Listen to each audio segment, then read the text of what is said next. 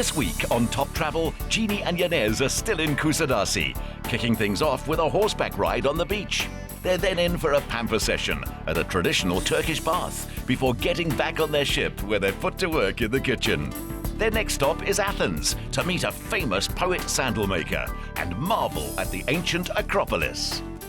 Throughout history, the Turks have always been a very powerful military nation. They've crossed rivers and mountains and roamed the steppes, and they've done a lot of it on horseback, winning all those important battles. They were also the very first people to domesticate horses, to breed horses, to use horses in agriculture. In fact, they were the first to sell horses to the Europeans, to the Chinese. Hi, Inez, what are you doing? I'm just playing with a pony. Quit horsing around. We've got real horses to ride. Come here. Come. When I said we're going on a horse safari, did he really think that he was going to ride the pony? He owns dogs bigger than that thing. This horse seems so calm. She almost understands what we're saying.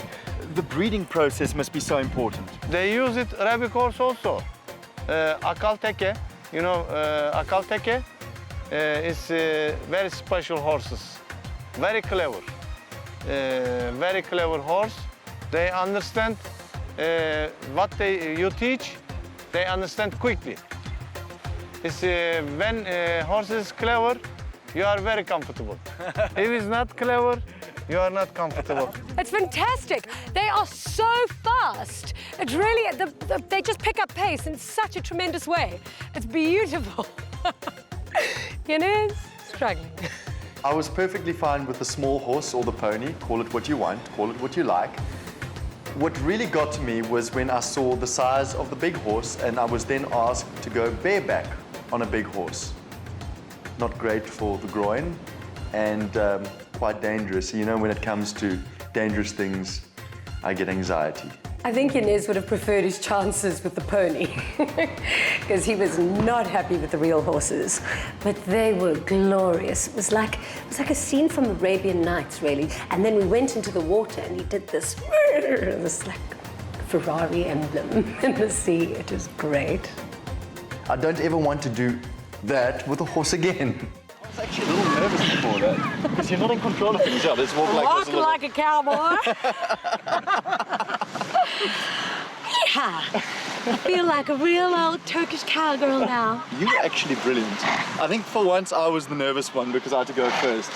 And I was a little worried about not sitting on a saddle, if you know what I mean. But you've just got to squeeze your thighs in. No, I did use a lot of thigh. I had a lot of practice once on a mechanical bull. Did I have my hand up in the air? I didn't. No. After my terrifying horse riding experience, I was slightly edgy.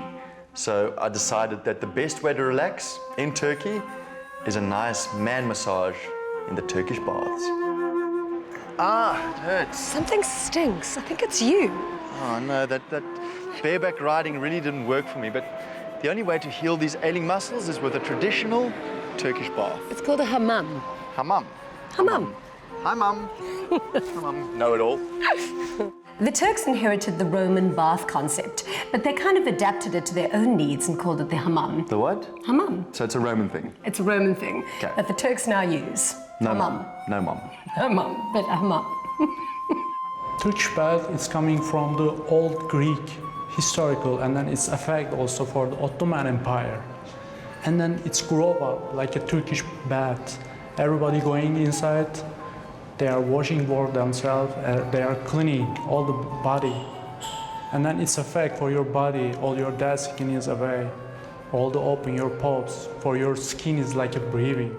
I think maybe there's a lot of people in the world that would prefer watching someone being bathed in hammam by an Asian woman. It was steamy in there. The whole point of bathing and having a massage and being washed by someone else is to relax and enjoy yourself. It's not about posing for a camera.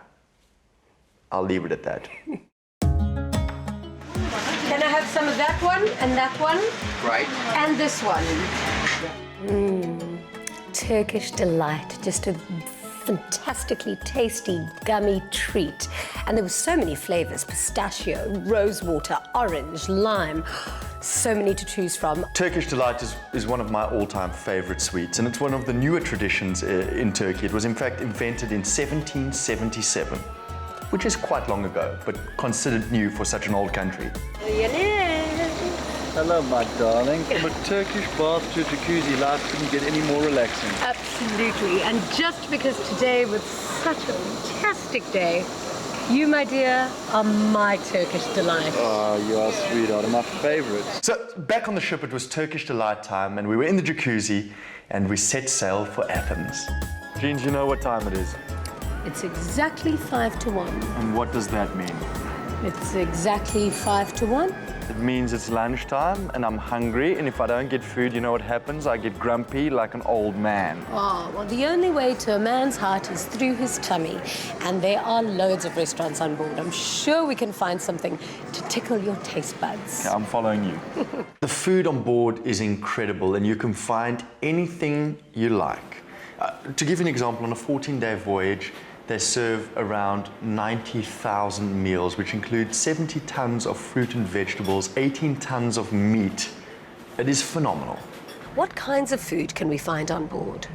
In here you find definitely authentic French cuisine. All over the ship, of course, in all the other restaurants, you'll have international food. Then you have the grill restaurants, which are higher rated, and they have an a la carte menu. Then, of course, you have the casual one, which you go in the Lido restaurant, you can be casual dressed, and you can just pick something from the Lido, from the buffet. I also believe you've arranged a little challenge for the two of us. It's not like us to compete. Yes, we're gonna go in the kitchen and I make you cooking. Stay tuned as our twosome sing for their supper. And then it's off to Athens to meet a famous sandal maker to the stars who also happens to be a poet. What does it look like? Cute. Hi. We have a problem. Neither of us can cook. And we have to help do the service for what could potentially be a Michelin star restaurant. With a crazy German chef. Chefs are volatile as it is. And we are the worst kitchen helpers ever. 30 tons of cheese, 11,200 scones, 70,000 cups of teas, and 5,500 bottles of wine. I'd call that high tea. We have yours first. What is the appetizer? Yeah, you have to first get also a little color on the brioche, which will be done on the pan and the stove.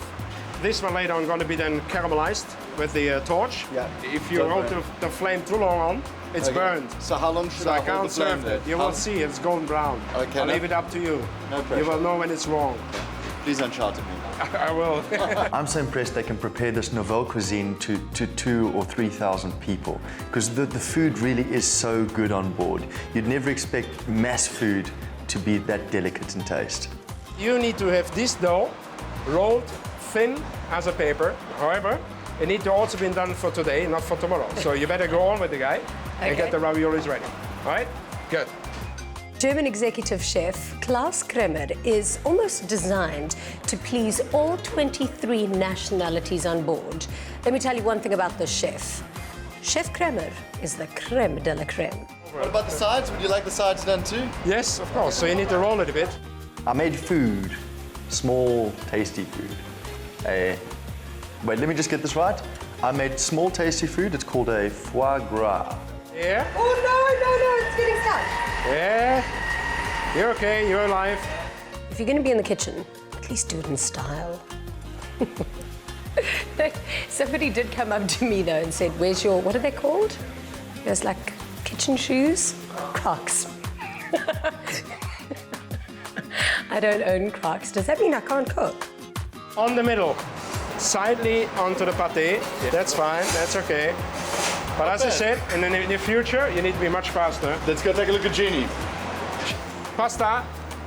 I'm really good in the kitchen. I'm a master in the kitchen. I was able to create this masterpiece on a platter. It was tasty, it was delicious. To be quite honest, I don't even know how I did it. Chef, I'm just a little concerned because I actually prepared the dish myself, but I saw you preparing the most of Jeannie's dish. Oh, yeah. Oh, wait. Isn't that a little unfair? No, it's not.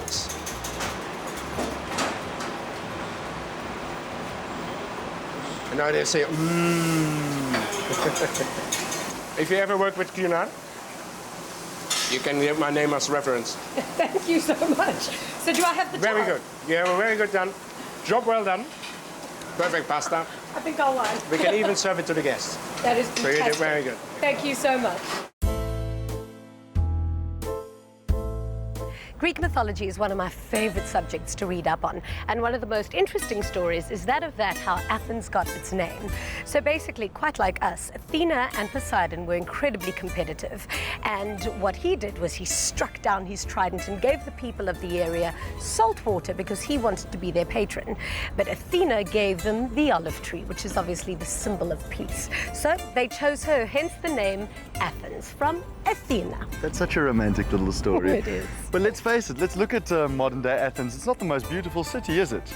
But we have to give Athens respect. It's one of the oldest cities in the world. In fact, it dates back to 3000 before Christ, and it's considered one of the cradles of Western civilizations. The Greeks have basically done everything. First Olympic Games, they invented mathematics, modern science, democracy. They've had almost every type of government in the world.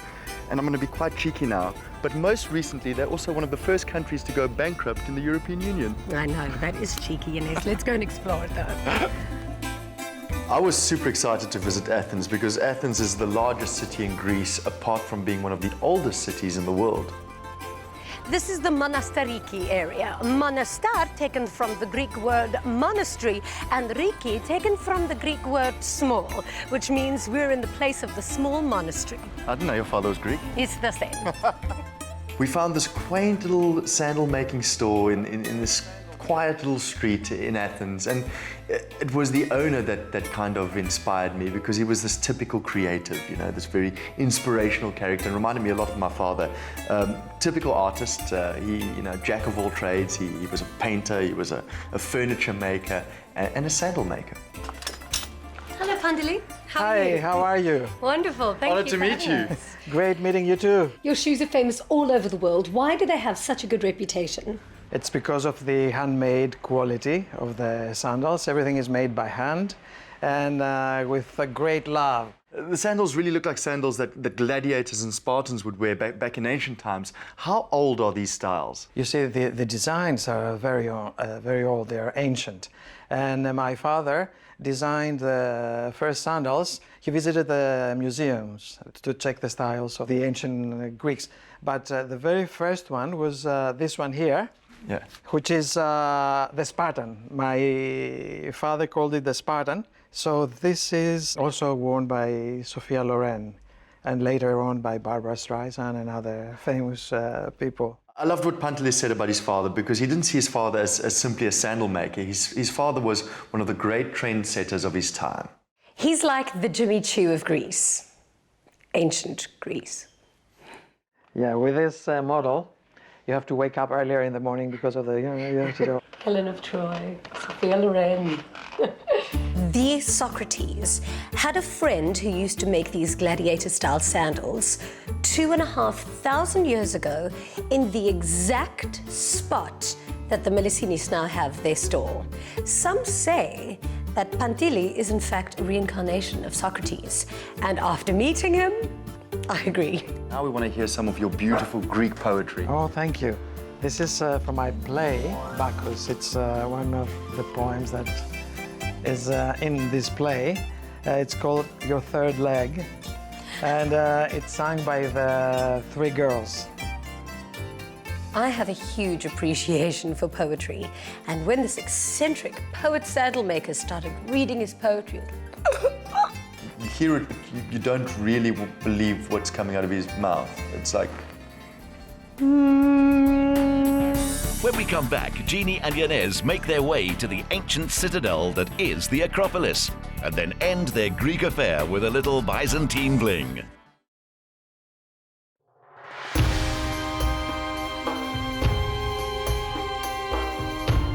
now that I've got my goddess sandals, it's only fitting that we would come up here to the Acropolis.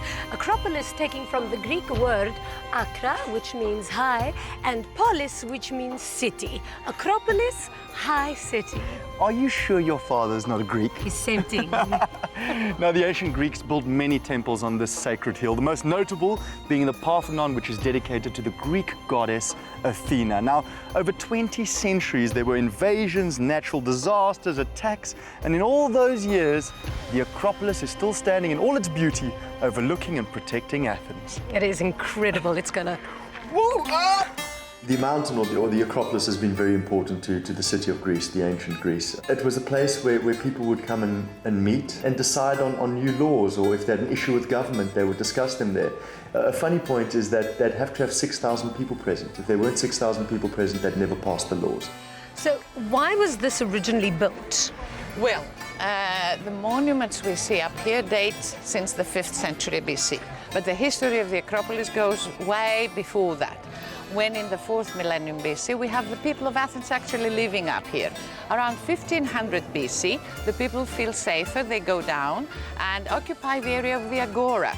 And only the king lives up here, who builds his palace, and this becomes the place where the Athenians will come and worship their goddess. And they feel safe up here because there are walls around it, so it's their fortress, and at the same time the political center. In 480 BC, Athens is a very young democracy. It's only 28 years old, the first democracy in the world. And it has to face right away the Persian Empire, the greatest power of those days, who are trying to conquer Athens. The Persians come into the city, which they find completely empty, and they destroy everything they find here. The Athenians are the winners of this great battle and of this war. So about 30 years later, at the highest peak of their power and of their glory, the Athenians decide to rebuild the temples of the Acropolis. And they built 4 monuments. The Parthenon, one of the 7 wonders of the ancient world. The Propylaea, the great entrance to the Acropolis. The temple to Athena Nike, you know what Nike means. Victory. Yep. And the temple to Athena and Poseidon, where they make the reconciliation of the 2 gods who've had a conflict before. So these are the greatest 50 years of Athens. This is when Socrates and Plato live. This is where the Greek theater is born. This is where everything that we value until today is actually born. Athens gets its name from the Greek goddess Athena, daughter of Zeus, who in fact was born from his forehead. She was in fact the favorite daughter of Zeus and was so beautiful that she inspired kings and men across the land. Even in today's time, so many hundreds of years after the great Athenians, Athens is still one of the most important centers for archaeological research. Who actually built the Parthenon? The temple was built by many workers, some of which were free men and some were slaves, under the supervision of the different, masters. And the genius behind this temple is Phidias. Phidias was the greatest sculptor of antiquity. He made the gold and ivory statue of Athena that stood inside the temple. And although he's not the architect, it is sure that he interfered and he influenced the 2 architects of the temple greatly with his ideas and with his sense of beauty and harmony. It also seems like a very symmetrical structure, but also very imposing. It must have been very difficult to build. It is almost 80 meters long and 30 meters large. It follows a certain ratio. If you divide the length of the temple to the width, you will find the ratio 9:4. But again, if you divide the width to the height, you will find again 9:4. This double plus 1, because 9 is the double of 4 plus 1, all right? We find it again when we count the columns, and then we find out that there are 8 columns on the facade and 17 on the long side. So 17 is the double plus 1 of 8. This plus 1 is what makes the difference. It's incredibly beautiful, and something that certainly did take my breath away was when it was built and how they were able to construct something so powerful with such few means. The evidence of the first settlement around the Acropolis dates back to 3000 BC. The ancient Greeks must be, incredible people, and you must be very proud to be Greek because they invented Western philosophy, democracy, the first Olympics was in Greece. Theater. I don't think they experimented with bankruptcy at the time, but they did a lot of great things. No. Why is that? Why is that? Well, just look around you. You are in one of the most beautiful countries in the world. Everything is at human scale here.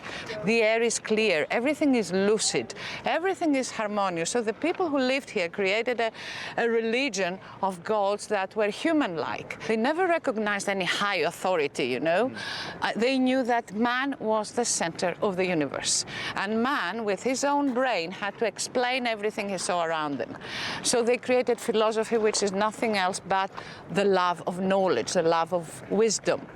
And even the Greek religion, I mean, is a democratic religion. You know how in the Odyssey and in the Iliad you have the gods, you know, arguing among them. I mean, not even Zeus could impose his will above all the Olympic family. Maybe in today's modern times they should go back to those ancient philosophies. It would be a very good idea. The Greeks are very powerful people.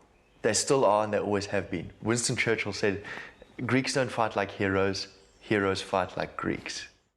13% of the English dictionary is derived from Greek words. Cleopatra is Greek, and, wait for it, Father Christmas is Greek. St. Nicholas apparently had so much money that he used to donate all of it to the little Greek children.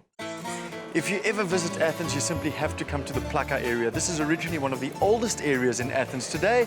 As you see it, it's full of tourist shops, Greek restaurants, leather merchants, you name it, it's all here. You know what else it's famous for? No? Jewelry making. Jewelry in Greek is kosmimon, taken from the Greek word cosmo, which means the world, and it means to make beautiful. So cosmical is to make beautiful. That's why the word cosmetics comes from cosmical.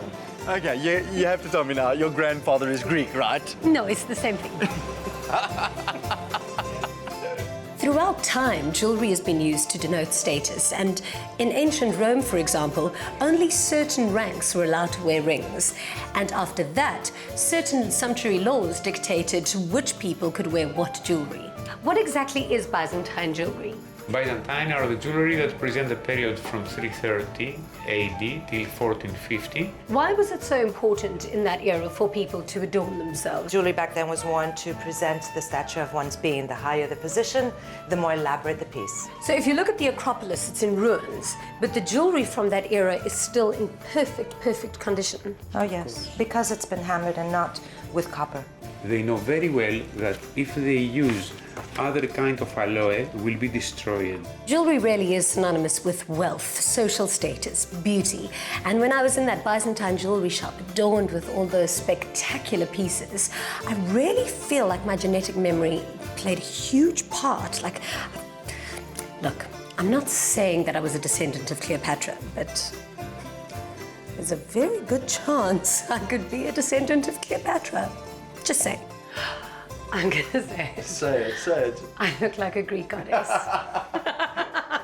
As much as people say don't go to Athens, go to the Greek islands, Athens is a place worth visiting. And we can only judge it on the experience we had. We had a great experience in Athens. Next week on Top Travel, Jeannie and Janez visit Corfu and meet an ambassador and an inventor.